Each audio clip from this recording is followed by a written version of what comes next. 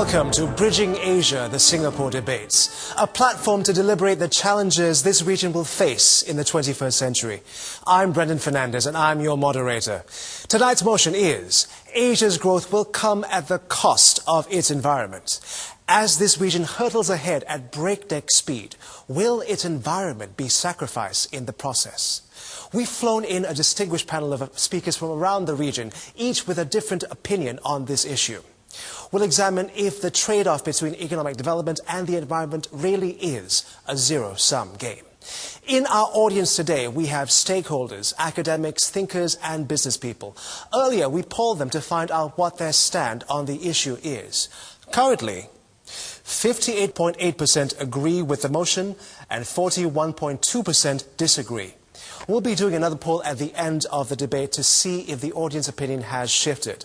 Let's now welcome our panelists.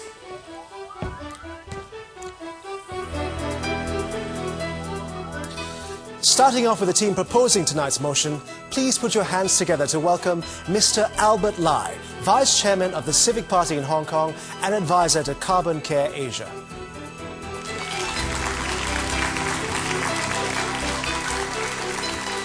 Our second speaker for the proposition, Professor Asit Biswas, founder and president of the Third World Center for Water Management in Mexico. He's also a distinguished visiting professor at the Lee Kuan Yew School of Public Policy.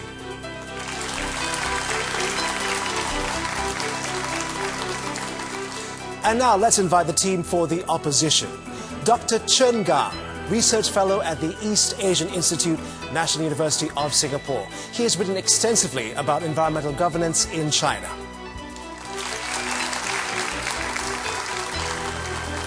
The next speaker for the opposition, please welcome Ms. Sunita Narayan, Director for the Center of Science and Environment in New Delhi.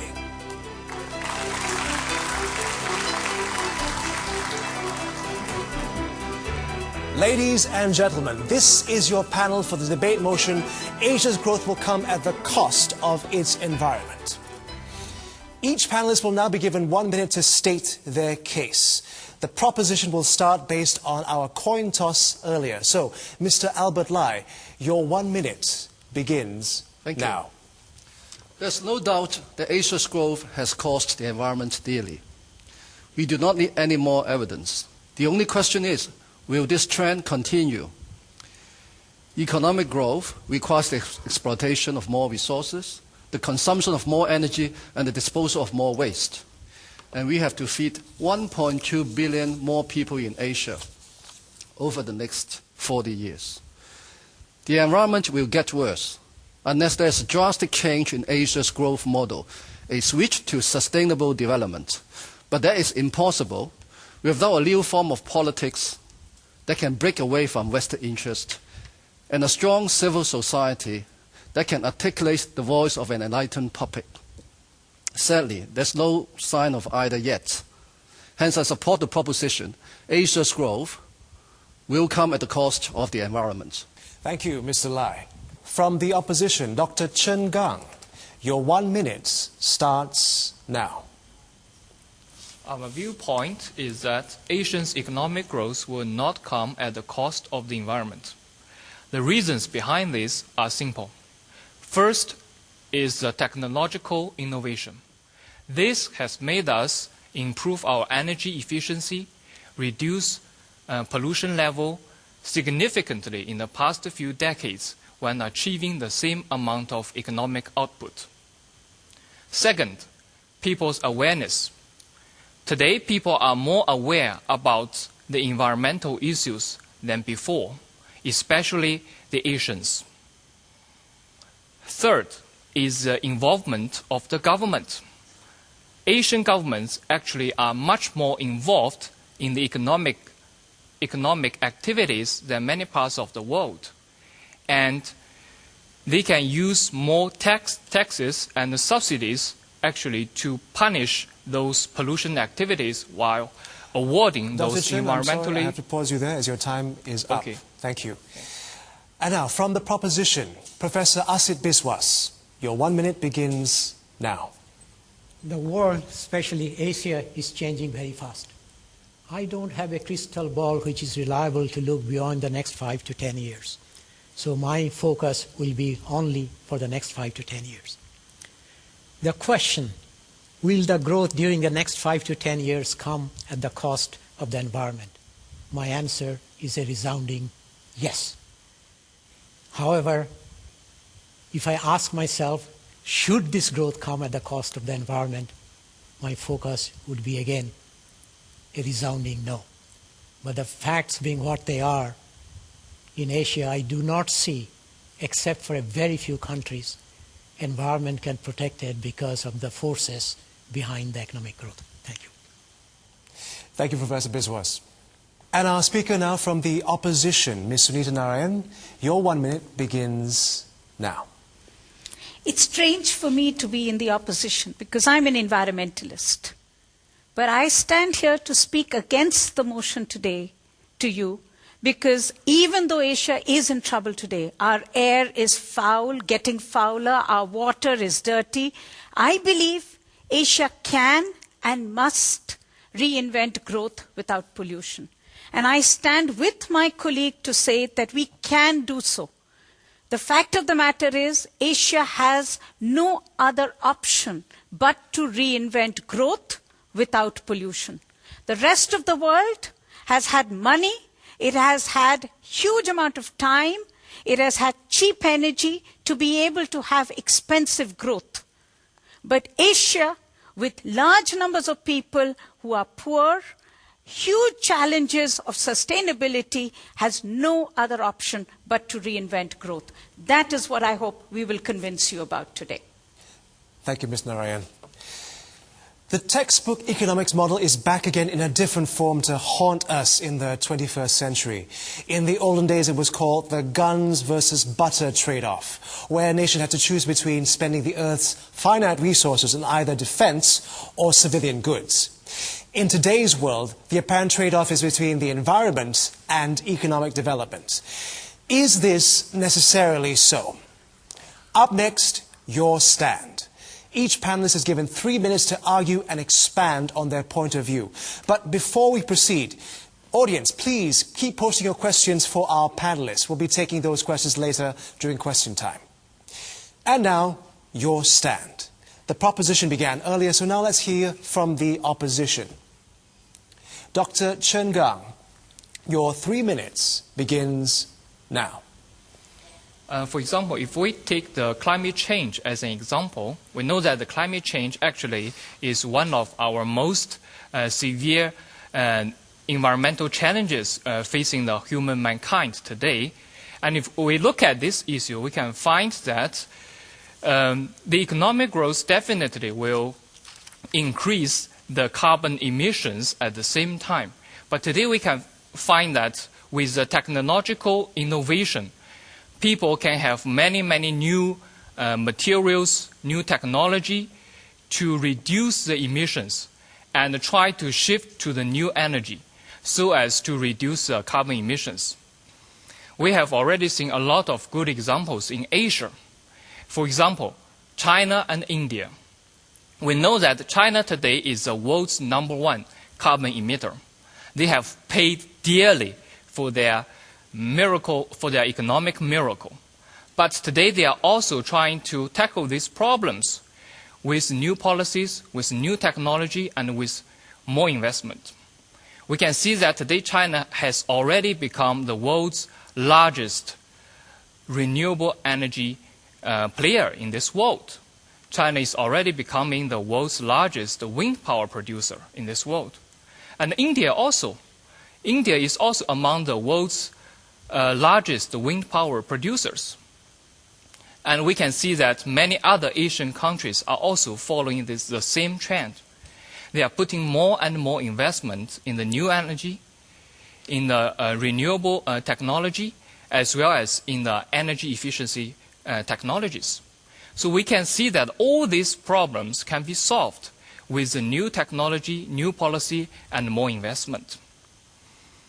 Second, we can see that today people are more involved in the environmental causes.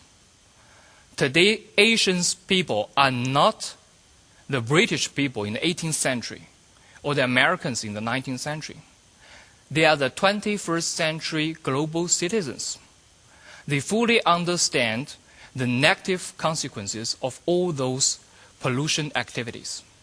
So they are trying to solve it. How to solve those problems? Only through more and more economic growth. Unless you have better technology, have more materialized means, can you solve all those problems? If the Asian people still remain in the poverty, how can they solve all those emerging environmental challenges? It's very, very difficult. So that's why I see actually these two targets, economic growth and environmental protection, they are not conflicting with each other. I have to pause you there as your time Okay, is thank up. you. Thank you very much. Okay, so now from the proposition, Mr. Albert Lai, your 3 minutes begins now.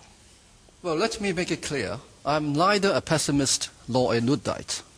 I do believe there's a way out for us to enjoy economic growth and protect the environment at the same time.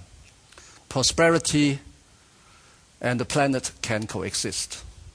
In fact, there's no alternative for us. So why am I supporting the proposition? Well, first, let's look at this chart.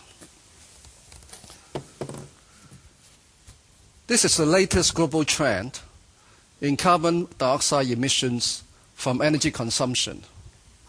Asia is the only big region with a substantial increase, in fact 7.5% increase in the last year. For Singapore, for instance, over the last 10 years, Singapore's carbon footprint has increased by 50%.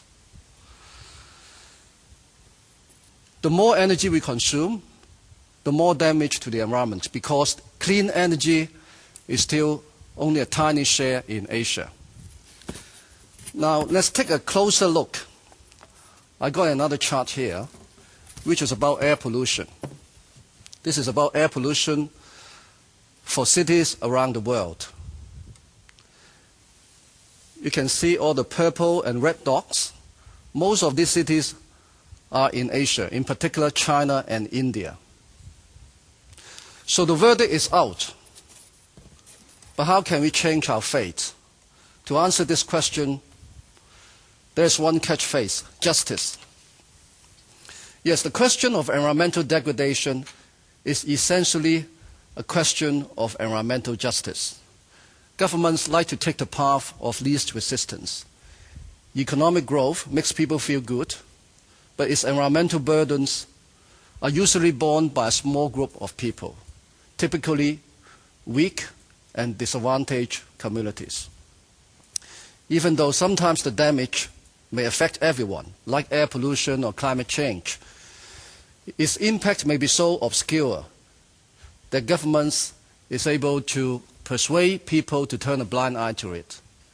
For instance, in Hong Kong, every year 3,200 people die prematurely of air pollution, but the government still drags its feet.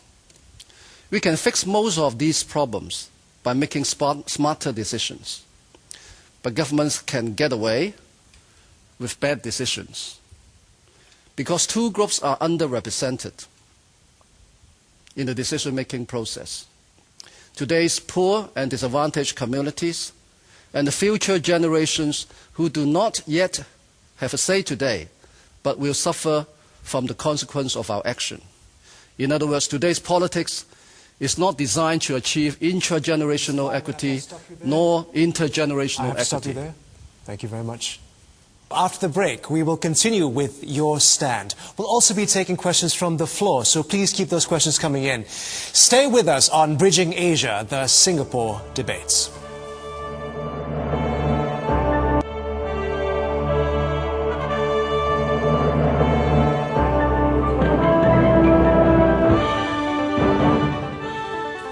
You're watching Bridging Asia, the Singapore debates. The motion being debated is, Asia's growth will come at the cost of its environment. Before the break, we heard from the first speakers from the proposition and the opposition. And now the next speaker from the opposition will have 3 minutes to state her case. So, Ms. Sunit Narayan, your 3 minutes begins now. As I said, I strongly believe that environmental sustainability is Asia's imperative. we have absolutely no option but to think differently, to think out of the box, to reinvent growth without pollution. It's very clear that in the rest of the world, they have had growth, they have had pollution, and as they have got richer, they have learned to mitigate, to reduce the impacts on the environment. But we also know that they have never succeeded. We know very clearly that even if New York's air is less polluted than Hong Kong's, we know today that New York today contributes to carbon dioxide in the atmosphere, which leads to climate change and possible catastrophe for the world. We know today that Asia's footprint, even though it is growing, is nowhere close to the footprint of the rich and the industrial world. So we know very clearly that Asia has to do differently. And I believe it will do differently for two reasons. One, environment in Asia is the survival base of large numbers of its poor people. People live on the environment. It is not a luxury for them to think about a clean environment. If the water is polluted, they drink it. And today, the largest number of children deaths in Asia come because of dirty water. This is unacceptable. This is why Asia needs to think about cleaning its environment, but doing it differently. And this, I think, is that extraordinary challenge that Asia has in front of it. To think about environment in a way that you can reduce the adverse impacts and yet think of growth. Think of prosperity, but reimagine prosperity so that it does not come with pollution. And I think it can happen. When I look at Singapore, you are one of the first countries to think about an option to have no cars, to think about making cars more expensive than even a house, to think about valuing the public space. Those are lessons for the entire world. When I think about India, I think about the way we are looking at harvesting every drop of raindrop, protecting our lakes and ponds, our common areas, because we know that that way of doing water management and recycling and reusing every drop of water is our imperative. So I believe Asia can do it differently and has to do it differently. But it will require confidence. It will require us to have the ability to imagine our future differently. I think we can. Thank you very much. And so, from the proposition, Professor Asif Biswas, your 3 minutes begins now. I'm going to raise only two issues here. One is air. The second is water, two very critical environmental resources. And I will consider only two mega countries in Asia, China and India. Our analysis indicates now only 11% of wastewater in Asia is properly treated. That means 89% is discharged to the environment without adequate treatment. We will have 1.2 billion extra people by 2050. They have to be fed, they have to be provided water, they have to be provided job. The agricultural production has to increase. Fertilizer use in India between last 50 years has gone up by 750%. As a result of which, water is most polluted by agriculture. China, at present, among the major key reservoirs, 26% of them can meet class 1 water standard. And 38% is class 5. Thailand, we have the same problem. As a result of which we are seeing increasing water contamination in all the Asian countries. In fact, you cannot name a single Asian country whose water resources near urban centers are not grossly polluted. And within the next 5 to 10 years, I'm afraid I don't see any other option. Let me come to the air. Particulate matters below 2.5 microns, which are a very serious issue. In northern Chinese cities, the latest information indicates it exceeds US air pollution limits by a factor of 5 to 6. US Embassy monitoring station in Beijing indicates over the past 2 years, the air PM 2.5 is 10 times WHO guidelines. As a result of which, in virtually all Chinese cities, you see continuous fog, continuous haze, as a result of which you cannot see the buildings next door. In 1980s, China's particulate concentration was 10 to 16 times higher than WHO guidelines. Now, even after the improvement, it's 5 times. Can we reduce it? Next 5-10 years, I doubt it very much, because China and India has to grow between 8 to 10% a year, as a result of which they need to look after their economic growth. Thank you. The panelists have all raised pertinent issues that are vital to the survival of this planet. But I'm sure there are many questions from our audience out there. They've been posting their questions throughout the show. Let's now go to the first question. This is from Dr. Navin Raj, Center for International Law in Singapore. And he asks, can legislation and laws bridge the gap between green and growth in Asia? The answer is very simple. If you look at most of the Asian countries, the laws, legislations, regulations are there, but they are not implemented. So my view is it's all fine, but until and unless we get our implementation in line, nothing much will happen. I'd like to open this to the opposition. Would you like to rebut that claim? Go ahead. I have a slightly different view. Very easy to say that we have legislations, they do not work. I think we don't think about the fact that we need a different kind of legislation which will actually push society into different directions.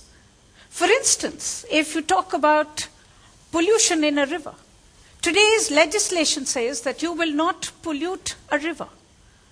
Now suppose the legislation actually told a city that you will take your drinking water downstream of the point where you will discharge your effluents. So you're basically telling a city that you can only draw water after you have discharged your effluents, which means a city would become responsible for cleaning up its water, for reusing every drop of it, for changing the way it does water management. So I think Asia has options to rethink its legislations, but to think about it in a way that you would reconsider the growth pattern that you are wanting Asia to be. Professor Biswa just now said the water is being polluted in China and India because the laws are not being implemented. This exactly shows that actually the pollution and economic growth actually are not correlated that much. It is a matter of law enforcement rather than the fault of the economic growth. You just now mentioned that about 80% of the water in China and India are being discharged into the river without any treatment. That exactly is the fault of the government and the factories and the people, not the fault of the economic growth. As long as we have enough laws and those laws are fully implemented and the people's awareness have been fully promoted, I think all these problems can be solved fundamentally. Thanks. Great, thank you very much. Let me go to the next question, which is, do the teams believe that countries like China and India will invest more in technology to safeguard the environment when they can choose to develop housing and production faster and cheaper? I'd like to ask the opposition what they think of this. I don't think there is a choice. I don't think the choice is between investment in houses and no investment in water pollution control. The fact of the matter is that you could have a beautiful housing complex, but you still need to drink water. And if that water is contaminated, your quality of life will go down. So I don't think there is an option. I think the only choice that Asia has to make is in what technologies will it invest in? Will it invest in the technologies of the past, or will it invest in future technologies? Making it cheap, making it affordable, making it growth. So you could still have huge industries to make that new technology. The question is, do you believe that you can do growth differently? Thank you. Proposition, would you care to rebut? Yeah, I think investment will certainly come in. But the question is, will investment solve the problem of environmental damage? We have seen many investments, say in China, in India, wind farms and so on. Now, but then the big problem in all these countries is the population is aspiring to a lifestyle like the West, like the US, for instance. Now, if those investments, say, go into cars, for instance, we are seeing more cars, more pollution, more exhaust on the roads. They will actually damage the environment more. So that's why I think the key is not just investment, it's actually the motive behind the investment. And therefore, we have to look at the decision-making process. At the moment, the investment decisions are made by government elites, business elites, and they are not representing those who suffer most from environmental damage. And therefore, we are seeing this mismatch between investment and improvement. Thank you for that. We had the question from the floor, I believe. Yes, that gentleman over there. Good evening. My name is Max Koller. I'm from the Department of Physics at the National University of Singapore. My question is mostly directed to the opposition, and in particular to Ms. Narine. The question is, she mentioned that it is expected that Asian countries will change their legislation to obviously do something regarding the exploding problem of pollution in the area. I wonder, where is that drive to change legislation coming from? Because you see, imposing punitive legislation is expensive. It's expensive economically and socially. So I wonder, should we just expect this to happen because it's the right thing to happen, and who's going to take the initiative? Thank you. Thank you very much for asking that question. I think that's absolutely spot on. What is the driver that will actually make this transition possible, and why do I believe it will happen in Asia? The fact is, as I said, Asia is a country where people live on the environment. They suffer the ill impacts of environmental degradation. In my country, and each country will have different drivers, but let me speak of my country, India. The driver for change is coming from democracy in India. The fact is that there are large numbers of people who are impacted today because of dirty water, because of dirty air, and they are using every tool that is available in democracy to make a noise about it, to ask for change. Now the question is also that change is very expensive. And when you try and bring that change in the way the rest of the world has brought it, you're failing. So if you think that you can treat your sewage by building sewage treatment plants when you don't even have drainage in your cities, it's not going to work. When you think you can clean your air pollution by fixing the tailpipe of cars when you don't have a governance system, it's not going to work. But I think that's where the uniqueness of Asia is. The drivers that are coming through democracy, through enlightened leadership, but also forcing Asia to think of a reinvention because of its imperatives so that we have affordable solutions. And that's why I'm optimistic. Even as an environmentalist, I'm optimistic that we will find a different way. I wonder if the proposition has a different point of view on this. Well, I'm afraid that the opposition has stated what is desirable, but they haven't explained, what is actually happening.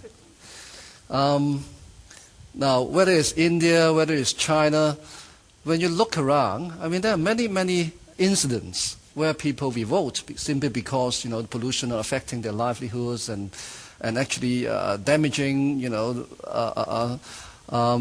their households and communities. But the government is not reacting fast enough. In fact, not nearly enough at all. So So that points to a bigger problem. Our politics is not right. I mean, simply relying on technology is not enough. Now, let me give you an example. Fukushima, everyone remembers the terrible nuclear accident last year. If you look deeply into the incident, you will realize that that disaster is not because of tsunami or earthquake. It is because corrupt officials care more about their own elite positions than the concerns of the communities. Just as a quick rebuttal, take Fukushima, your example. Because of Fukushima, 2 nuclear power plants in India are held up today because local people living around the plant are saying to government, we want a safety record of those plants to be made public. We want more information before we will allow those plants to go on. So I think we are getting too unnecessarily pessimistic about Asia. I understand we have problems of corruption. I understand we have problems of pollution. We have problems of growth. But I think Asia has the confidence to be able to think differently. And I think that's the only part of the world which has the ability to be inventive. If we can stay on course on that, we will chart a different future. Thank you very much. And it's happening. Thank you very much. We're going to come back to this in just a while. Right now, we're going for a quick commercial break, but please don't go away. Studio audience, please keep your questions coming in. Bridging Asia, the Singapore debate, will continue in just a while.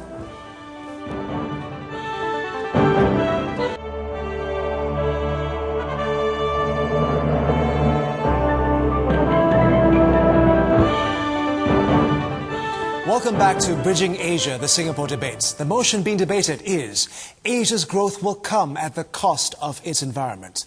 This is question time, where our audience is posing questions to the panelists. Hi, Sean Lim from the National Institute of Education. I just had a question for both sides. By the way, I'm enjoying this debate and glad I'm not sitting in one of those chairs. The question is, what do you think it would take to reduce the size and reach of our ecological footprint? And how feasible is that, in your opinion? Well, I think there is no choice for us except to go for sustainable consumption. And that would mean using our resource in a much better way. Now, I think there are technologies around for us to do it. The question is that whether using those technologies is in line with business objectives of big multinationals, or whether they're also in line with government policies. And my biggest concern is that, well, many of the technologies are kind of destructive in the eyes of the business, of many business. And therefore, if they embrace those technologies, for instance, electric cars, if you go for electric vehicles, then many of the existing car companies will go broke. Now, so must be a transition to it, and the transition is taking too long. For the environment to get better before it gets worse. Opposition, would you care to rebut this point? Well, I think consumption is the big issue out there. But the question is that how can you build a planet? Can you survive in this planet by making sure that you can have growth, but you can have growth differently? So you will consume. But the question is, what will you consume? And my obvious example in the city of Singapore is that you can build cars or you can build buses. And the fact is that you will still be consuming vehicles. You will still be manufacturing. You will still have economic growth. But the issue very clearly is that if you ride a bus or you ride a metro, you will make sure that you will have less pollution, you will be able to grow, you will be able to prosper, but you will do it at less cost to the environment. And I think that's the Asian model. We are not saying that we do not want growth. We are both together in saying we want growth, but we want that growth to be different. And we believe Asia can and is doing it. Thank you. We had another question from the floor from Mr. Leon Pereira. Yes, I'm Leon Pereira from Spire Research and Consulting. I'd like to direct this question to the proposition. I think if you look around Asia, there is a correlation where countries which are more affluent at a high level of economic development tend to take environmental issues more seriously in terms of the laws on the books, in terms of how they're enforced. And if you look at the big emerging economies, China, India, and Indonesia, there is also another trend of public protest around environmental issues, albeit this is quite localized. How can governments pursue a recklessly pro-growth policy at the expense of the environment in the face of that kind of political pressure? Well, I think it's a fact that more and more people, even in emerging economies like China and India, are getting more aware of the environmental damage, and they want more say in the decision-making process. But unfortunately, that process is very slow. If you talk about a 5 to 10 years time frame, I mean, it's hard to see a sea change in politics. And if you look around, many of those decisions made are actually influenced by big business. And government officials themselves also, have a vested interest in those decisions. And therefore, if we want to see the political systems change so that responsible environmental decisions will be made, we still have to wait for a long time, I'm afraid. Thank you. What does the opposition think of this?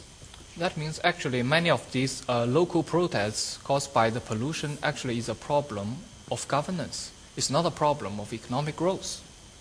Am I right? Yeah, but the governments are pushing growth.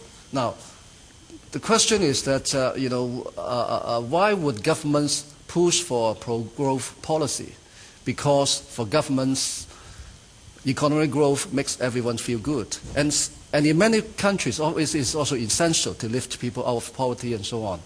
Now, so the question is whether those pro-growth policies can achieve a balance between growth and the environment. And if you look around, the evidence is pretty clear. The balance is not there.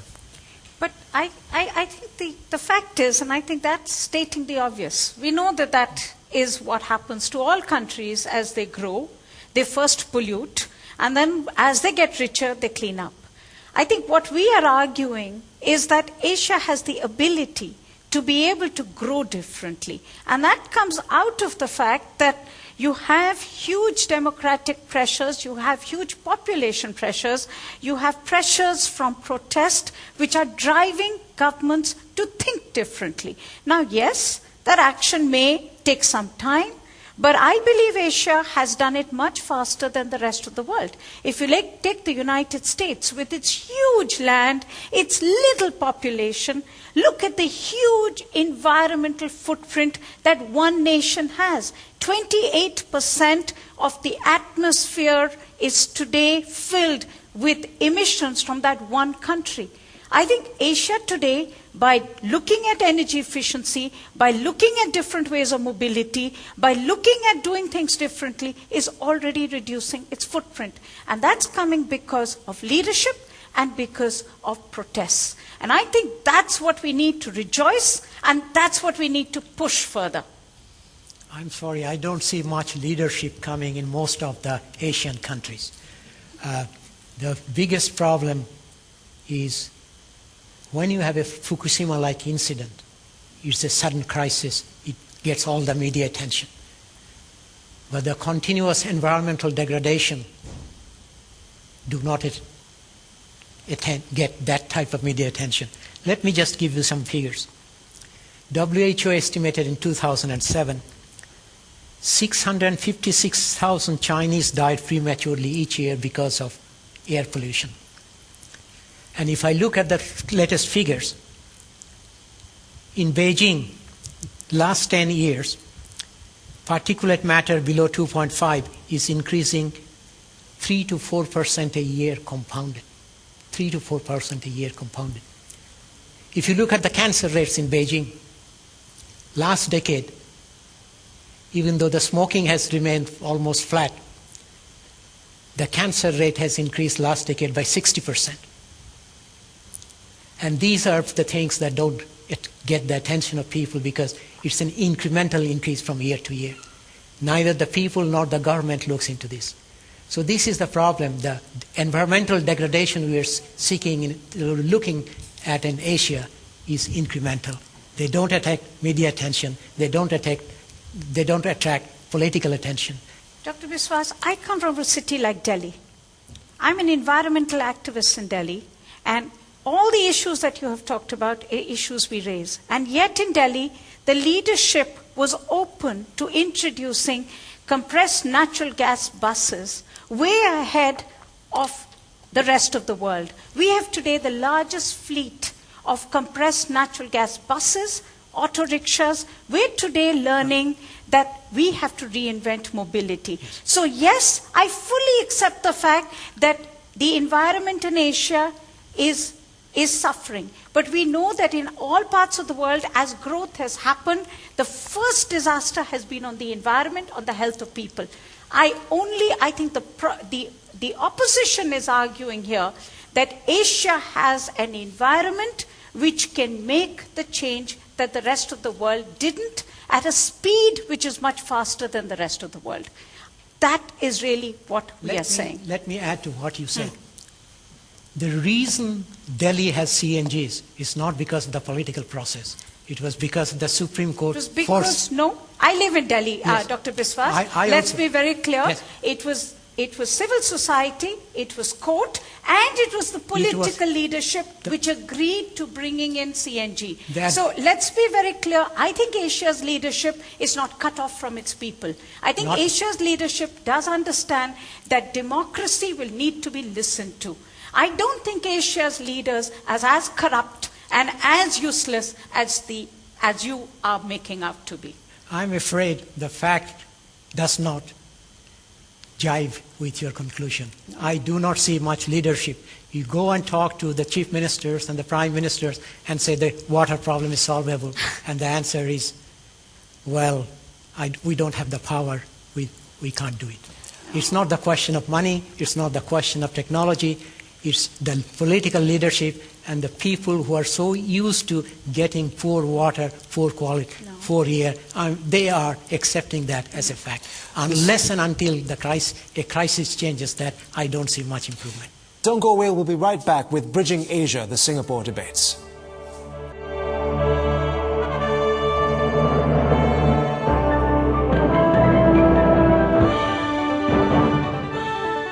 Welcome back to Bridging Asia, the Singapore debates. The motion being debated is, Asia's growth will come at the cost of its environment. Early on, we had an overwhelming number of questions from the audience, but we've not had time to go through all of them. I do apologize. Now it's an opportunity for our panelists to get in their final word. I would request each speaker to sum up in 1 minute what their point of view is. So, the first one is Mr. Albert Lai. Your 1 minute begins now. 10 years ago, I led the Hong Kong delegation to the World Summit on Sustainable Development in Johannesburg. At that time, there's a rare call, a call between business leaders and civil society groups for the world's governments to act, because they say business and the civil society is ready, but the governments are lagging behind. Unfortunately, 10 years later, we're still seeing the same problem, and that's why environmental decisions are often made in irresponsible ways. But there is a remedy. Make governments accountable to the common folks, including the weak and poor communities, and also develop strong civil society so that they can articulate the voice of an enlightened public. But that means a revamp of the entire political process. Until this day comes, Asia's growth will come at the cost of its environment. Thank you, Mr. Lai. Dr. Chen Gang, you are up next, and your 1 minute begins now. The proposition side has mentioned a lot of pollution cases in many parts of Asia, including Beijing and Delhi.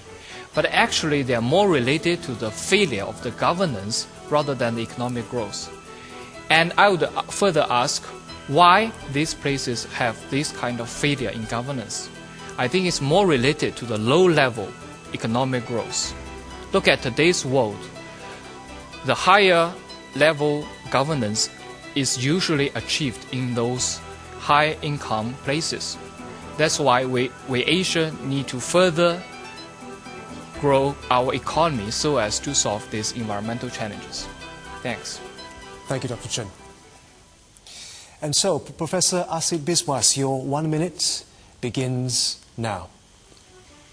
In Asia, unless we change the political system and the political leadership, I do not see within the next 10 years how economic growth will not impact on the environment. The task or the objective of the political leaders is to get elected, and at whatever cost. And this is the real problem. How do we make sure the population elect the leaders which will lead Asia to greater heights? It will be incremental, it will be slow, and within the next 10 years, I'm sad to say, I do not see much advances except marginal incremental development. And that will mean environment will continue to be degraded as we need to provide for 1 billion more people the next 20 or 30 years. Thank you. So, Ms. Sunita Narayan, your 1 minute begins now. It's very easy to be on the side of the proposition. I mean, the fact of the matter is that Asia is growing, and in its growth, it is leading to huge environmental impacts. But the fact, and what we have done, what we have tried to do on the side of the opposition, is to try and convince you that Asia needs to grow, but that its growth can happen without pollution. But our contention then is that this growth will have to be imagined differently, will have to be reinvented. And we have shown you that it is possible because of the conditions in Asia which require this to be our imperative. But the most important challenge is that we will require confidence and belief in ourselves if we want to reimagine our future and our present. And I think what the proposition has done is to try and convince us that we don't have the leadership or the capacity to think differently. Thank you, Mr. This is what I contest. As your time is up. Thank you very much. You've heard from all our panelists. They've had their say. Now you have yours. Please cast your votes. Choose if you agree with or disagree with the motion. You have 2 minutes, audience, to do so.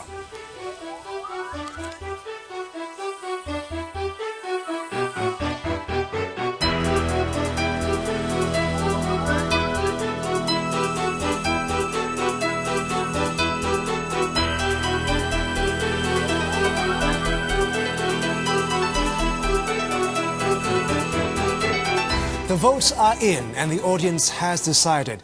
If you remember, earlier the audience had polled 58.8% in favor of the motion and 41.2% against the motion. Let's take a look at the final tally. There has been a significant swing. 27.3% agree with the motion and 72.7% disagree. So the winner is the opposition. Well done.